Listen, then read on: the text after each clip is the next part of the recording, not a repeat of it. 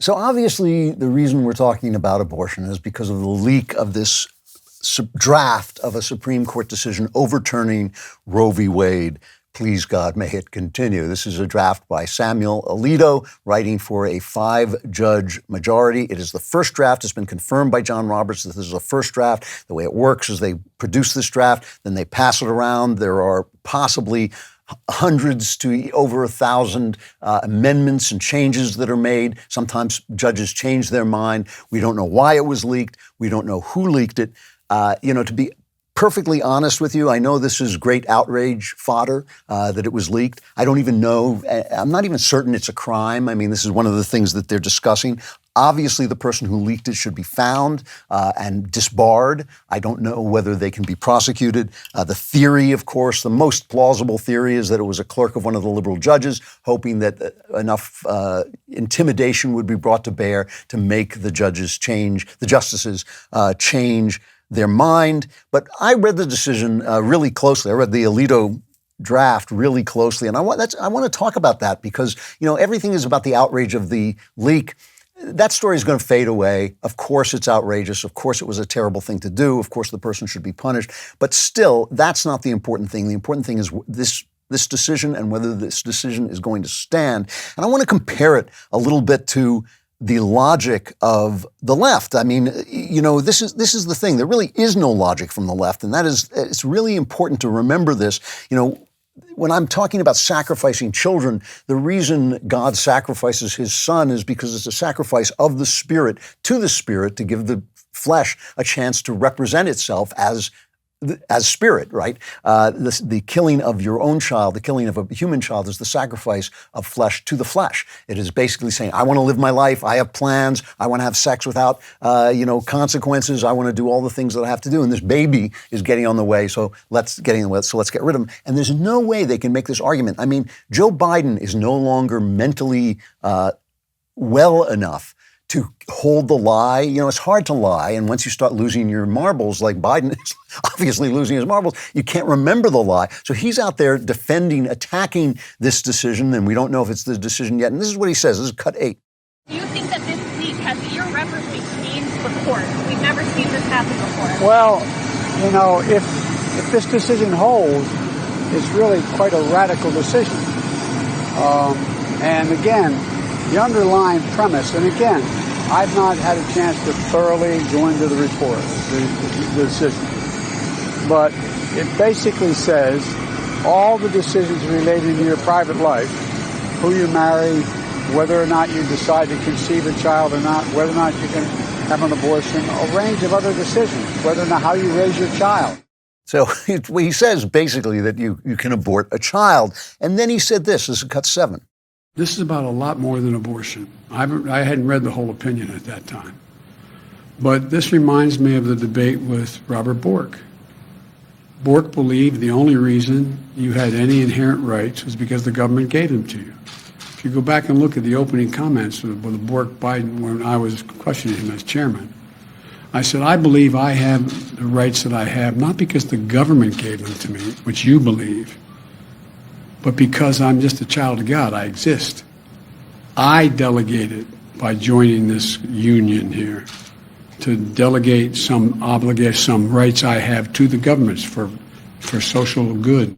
So Biden thinks that the child that is being aborted is a child, and he has rights because he is a child of God. Who this unborn child is the child of, I'm not sure. But I mean, once you put those two statements together, that this is a child and that you have rights because you're a child of God, I'm sorry that Biden hasn't been defending Roe v. Wade all this time because it would have been overturned a long time ago. And now Jen Psaki says that you can basically slay your sons to the last second of pregnancy. Here's this exchange.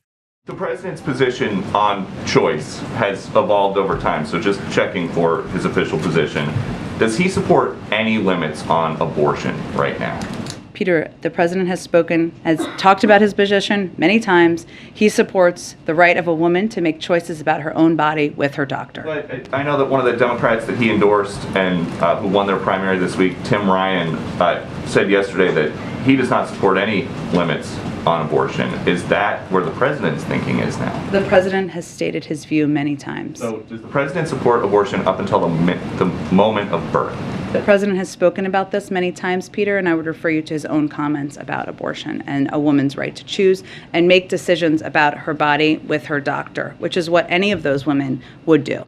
Says he won't answer, and of course the answer is yes. This is what the Democrats want. They want abortion really up till the moment that you're not annoyed with your child anymore. I don't know why it should. What magic happens when the child emerges from the womb that suddenly turns it into a beloved baby if it wasn't a beloved baby before?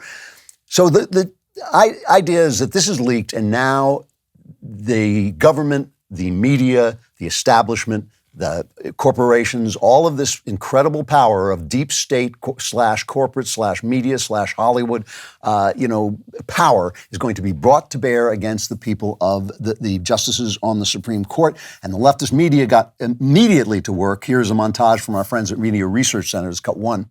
All right. Again, I'm just sort of composing myself here as I process this. Honestly, I want to cry. First of all, it's going to be very hard for me today because my blood pressure is so high. I want to cry in so many different ways. I also feel my blood pressure ticking up by the minute. I couldn't go back to sleep. Yeah. It's that devastating. This is a Category 5 hurricane. This is really an upending of the rights of women in American society. Women who are poor, women who are women of color, they will be forced to have pregnancies that they cannot afford to terminate, and pregnancies that will then turn into children. Next, they'll go after gay marriage and maybe the board, what is it, Brown versus Board of Education? Yeah. Gay marriage, maybe even interracial marriage. The court will surely suffer for this shattering self-own to its own legitimacy. What did you think was going to happen in 2004 when they replaced Sandra Day O'Connor? I hope there will be a national uprising. What did you think was going to happen when Mitch McConnell stole the Supreme Court seat? There is some connection between an effort to overturn an election and an effort to overturn Roe. The founding fathers didn't recognize abortion as a fundamental right because the founding fathers were racist, misogynist jerk faces who didn't believe that women had any rights at all. He seems nice, doesn't he?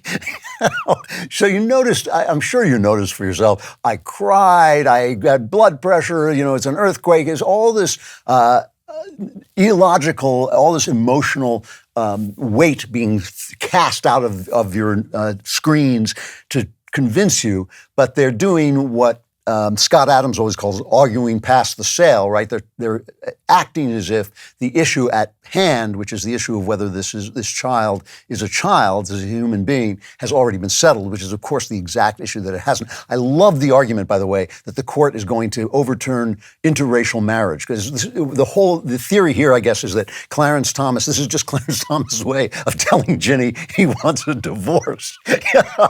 Yes, we're going to overturn Roe, and that's going to send a subtle message to my wife that we're done, That's like, because there is a very happy and delightful interracial marriage. But it's such a nonsense theory. So let's take a look at the Alito decision, because I don't feel we're talking about this enough. And I feel that the right, by basically imitating the left, by going for outrage over the leak, and it's outrageous, I understand, but by not talking about what it is we mean, why it is, we think this is the right thing to do, even beyond the question of the morality of abortion. Alito is very clear, by the way, that this decision is not going to affect other controversial decisions for the simple reason that there's not another life involved. Obergefell, the gay marriage decision, I believe that was a terrible decision, not because I'm against gay marriage, but because for the simple reason that and Scalia mentions in his dissent, where he says, I don't care what marriage is, I care who governs me, and it shouldn't be 5 lawyers in Washington, D.C. That's why it's a bad decision. But Alito points out this overturning Roe v. Wade does not endanger any other decision for the simple reason is these other decisions do not involve another life. They don't involve this incredibly complex question of what a life is and where it begins and how we are to deal with it. And that's something that has to be governed by the states. And remember, overturning Roe doesn't mean abortion is illegal. It means each state has to pass laws in turn. It means people have to debate with each other. It means people have to vote on it. It's what we call democracy, right? So the logic of Roe v. Wade, and this is something that honest leftists will tell you, there is no logic in Roe v. Wade. There's no constitutional logic in Roe v. Wade. You know, the right, we often make fun of the decision that Roe is based on, which is the idea that there's a right to privacy. And we make fun of the language where the court said, oh, you know, the right to privacy is in the penumbras created by the emanations from the Constitution. And that is ridiculous. But I also think it's true. I do think there is a certain right to privacy implied in the Constitution, just like I think there's a certain right to travel from state to state in the Constitution, even though that's never mentioned. There are rights implied in the idea of a nation, a federation of states with ordered liberty. There are ideas that are simply implied by that and are implied in the penumbras of the emanations. However, the right to privacy cannot protect the taking of a life, the taking of an innocent life. Just because you're in my house doesn't mean I get to kill you and say, well, you know, it was my house, so I get to do what I wanted. And my house is my castle. No, obviously privacy doesn't cover it. So in a later decision, the famous Casey decision, the court said this is protected by the 14th Amendment. So the 14th Amendment is a post-Civil War amendment that basically extends all United States rights to all members, all citizens of the United States, no matter what the state says. It takes away from the state the right to deprive you of your rights. It says, yes, the state has certain rights, but not the right to deprive you of your inherent rights as an American. It says, no state shall make or enforce any law which shall abridge the privileges or immunities of citizens of the United States, nor shall any state deprive any person of life, liberty, or property. And so the court decided in Casey, basically, that this was a liberty, abortion was a liberty, that was therefore protected by the 14th Amendment.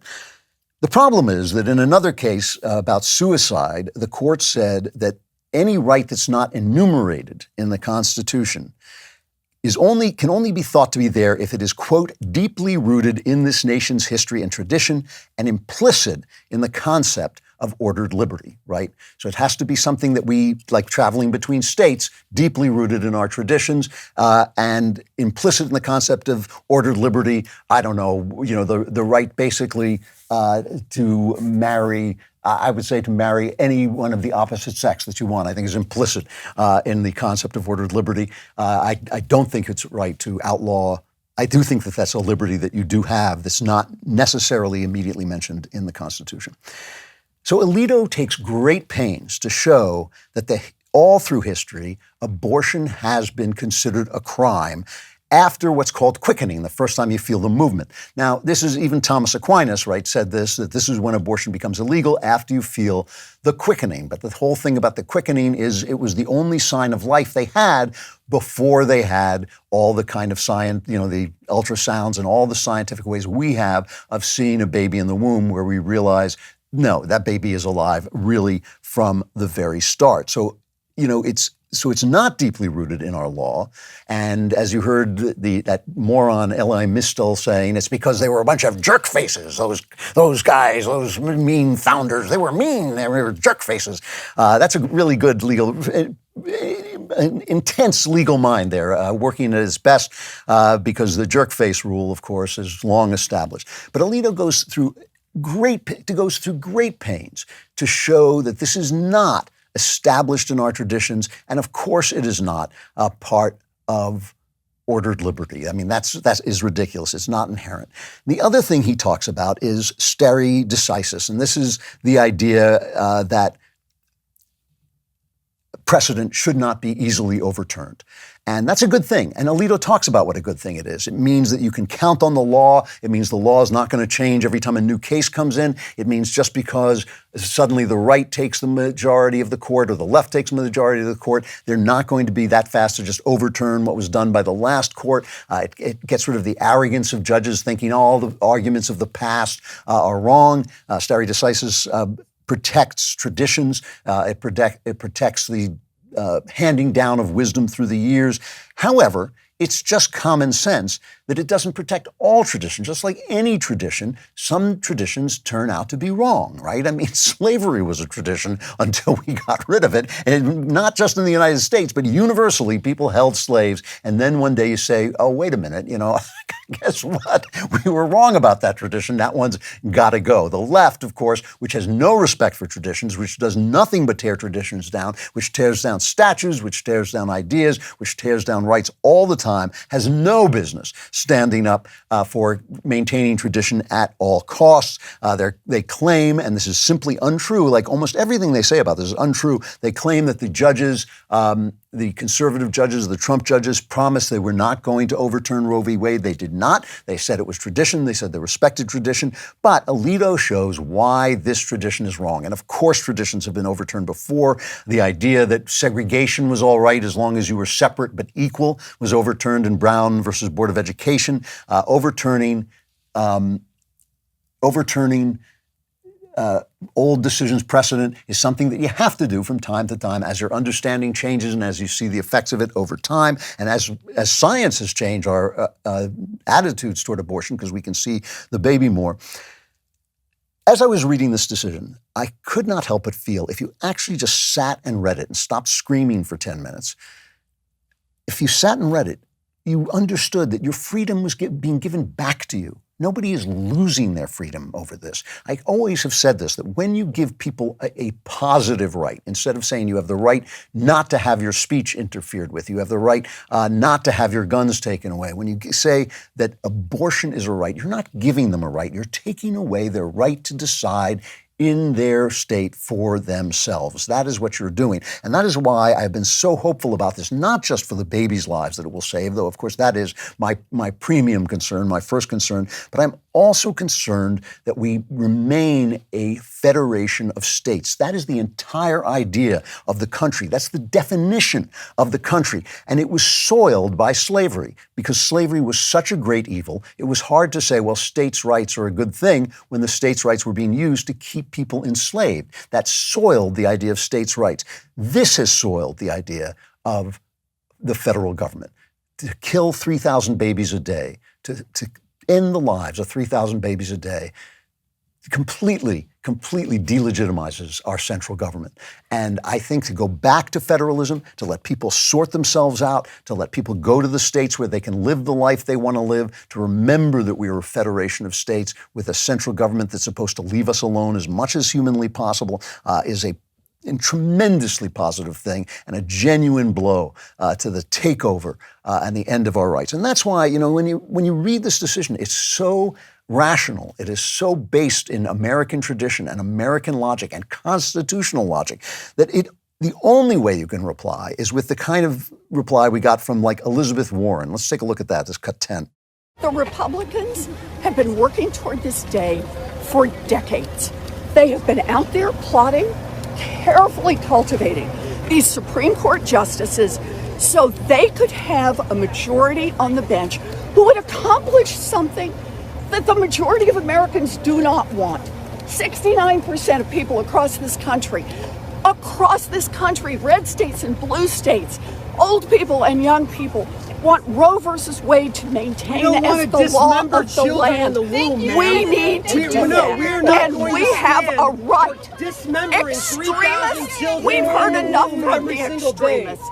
The emotionalism there is intense. This poll stuff is wrong because though a majority say they would support Roe v. Wade, they also say they want strict restrictions on abortion. A majority say they want strict restrictions on abortion, which Roe v. Wade would not have permitted and only was permitted by Casey, which rolled back Roe extensively.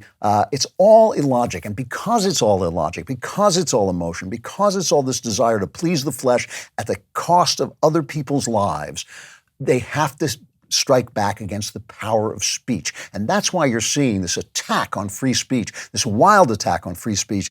If you want more Klavan-y goodness, like and subscribe, and also subscribe to my podcast wherever you get your podcasts.